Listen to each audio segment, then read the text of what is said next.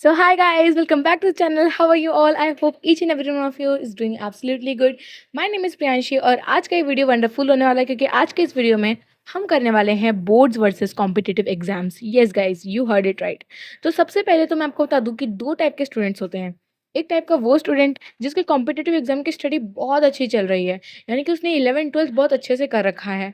अगर आप उस टाइप के स्टूडेंट्स हो तो भी आपके लिए भी कुछ बताएंगे. और अगर आप इस टाइप के स्टूडेंट हो कि आप बोर्ड्स में ही मार्क्स आने के लाले पड़े हुए हैं कि आएगा कि नहीं आएगा वही टेंशन है, तो आपको क्या करना है ये भी हम आज देखने वाले हैं. तो गाइस चलिए इस वीडियो को शुरू करते हैं. तो गाइस सबसे पहले मैं बात करती हूँ उन स्टूडेंट्स की जिनकी पढ़ाई बहुत अच्छी चल रही है. देखो गाइस, आप अपने कंपटीशन की पढ़ाई अच्छे से कर रहे हो, वेल एंड गुड, बहुत अच्छी सी बात है. इसलिए आप सिर्फ और सिर्फ उसी पर ध्यान दो. बस इतना याद रखना कि वीकेंड्स पर आप अपने एक्स्ट्रा सब्जेक्ट्स जो होते हैं स्कूल में, यानी कि मैं ऐसा कह रही हूँ कि अगर आप मैथ्स लिए हो तो पीसीएम ये तो आपके पास रहेगा ही. इसके अलावा इंग्लिश रहता ही है. फिजिकल एजुकेशन या फिर आईपी में से आपको एक रहेगा.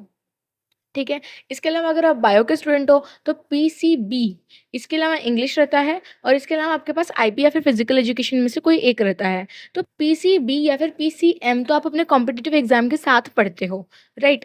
जहाँ तक बात है इंग्लिश की और कोई एक्स्ट्रा सब्जेक्ट की, तो इनको आपको वीकेंड्स पर देखना पड़ेगा. अगर आप वीकेंड्स पर नहीं देखोगे तो आपके लिए प्रॉब्लम क्रिएट हो सकती है एट द एंड बोर्ड में जा करके, बोर्ड्स के लिए मार्क्स लाने के चक्कर में. लेकिन आप टेंशन मत लो, क्योंकि अगर आपके पीसीबी भी अच्छे से चल रहे हैं और अगर आपने वीकेंड पर अपने एक्स्ट्रा सब्जेक्ट्स को थोड़ा भी टाइम दे रखा है, तो आपके डेफिनेटली बोर्ड्स में अच्छे मार्क्स आ जाएंगे. और यार देखो, अगर आपका सिलेक्शन हो जाता है तो बोर्ड में आपके कैसे मार्क्स आए कैसे मार्क्स नहीं आए वो कोई नहीं पूछने वाला है एट द एंड.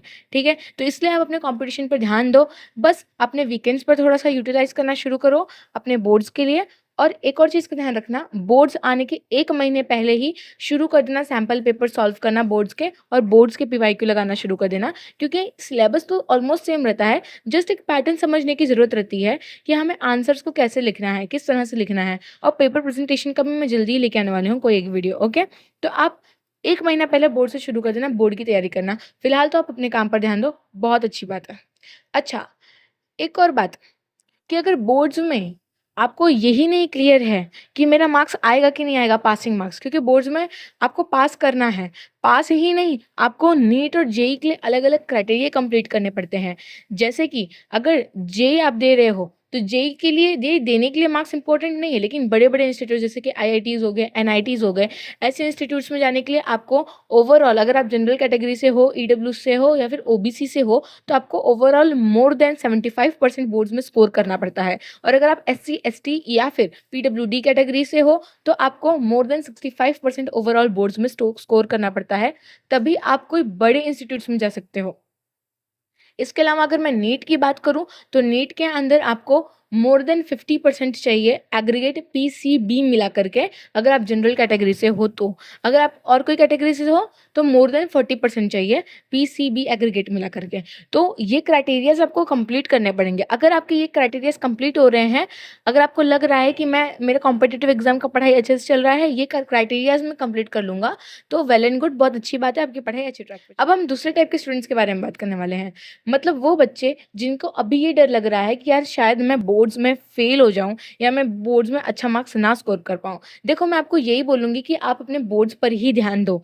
क्यों? क्योंकि अगर आपका बोर्ड्स निकल गया ना, तो फिर उसके बाद आप जेई नीट जैसे एग्जाम्स आराम से दे सकते हो. लेकिन अगर आपका क्राइटेरिया कंप्लीट नहीं हुआ है, नीट के लिए तो देने के लिए क्राइटेरिया होता है, मतलब अगर आपका क्राइटेरिया कंप्लीट नहीं हो रखा है तो आप जेई नीट भी नहीं दे पाओगे आगे जा करके, या फिर अच्छे इंस्टीट्यूट्स में आप एडमिशन नहीं ले पाओगे आगे जा करके. इसलिए आपको ये ध्यान देना है कि आपके सबसे पहले जेई नीट की बात नहीं है, जितने भी कॉम्पिटिटिव एग्जाम है बोर्ड्स क्लियर करना बहुत ज़रूरी है. सबसे पहले अपने अच्छे मार्क्स से बोर्ड्स को क्लियर करो, उसके बाद आप कॉम्पिटिटिव एग्जाम देते रहना. देखो, अगर आपके बोर्ड्स में अच्छे मार्क्स आ गए तो आप आगे जा कर के दे पाओगे. अभी आप सोचोगे कि मैं कंपटीशन कंपटीशन, लेकिन यहाँ पर बोर्ड्स में ही मार्क्स नहीं आ पाएंगे, ऐसा लग रहा है स्कूल में ही मार्क्स नहीं आ रहे हैं, तो फिर भाई अपने बोर्ड्स पर ही ध्यान दो. यहाँ वहाँ ध्यान देने की कोई आवश्यकता नहीं है. जहाँ तक बात है कि कॉम्पिटिटिव एग्जाम एंड बोर्ड्स दोनों हमको साथ में देने हैं, तो मैं दोनों टाइप के स्टूडेंट्स को बोलूँगी कि यार ज़रूर दूँ. क्यों? क्योंकि इसमें दो चीज़ें हैं. एक तो जो फर्स्ट टाइप का स्टूडेंट है उसे तो टेंशन ही नहीं है, वो तैयारी ही इस चीज़ की कर रहा है. जो सेकंड टाइप के स्टूडेंट्स होते हैं ना, उनके पास 2 चीज़ें हो सकती हैं.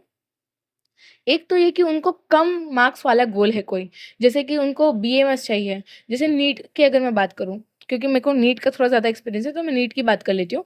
अगर आपको बीएमएस चाहिए या फिर आपको फिजियोथेरेपी चाहिए, तो आप एकदम बहुत कम मार्क्स पर आपको मिल सकता है। तो आप अपने बोर्ड्स पर ध्यान दो, फिर नीट का एग्ज़ाम दे देना जा करके। उसी साल दे देना नीट का एग्ज़ाम, तो आपका निकल जा सकता है। हो सकता है निकल जाए, पूरा-पूरा चांसेस होता है।